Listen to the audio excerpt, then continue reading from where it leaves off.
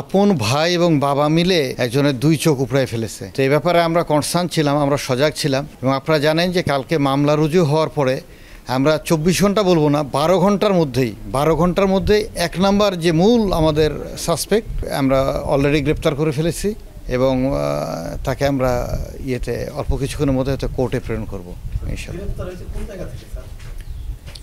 গ্রেপ্তার হয়েছে উজিরপুর থেকে।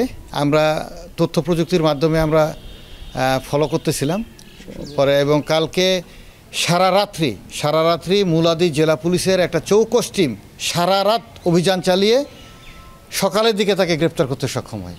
আইন শৃঙ্খলা স্বাভাবিক আছে। আমরা ওইখানে ভিজিট করেছি, আশেপাশের লোকজনের সাথে কথা বলেছি, তারপরে তার মায়ের সাথে কথা বলে এসেছি, প্রতিবেশী যারা আছে তাদের সাথে কথা বলেছি, স্থানীয় গণ্যমান্য ব্যক্তি। আইন শৃঙ্খলা পরিস্থিতি স্বাভাবিক আছে, নিয়ন্ত্রণে আছে।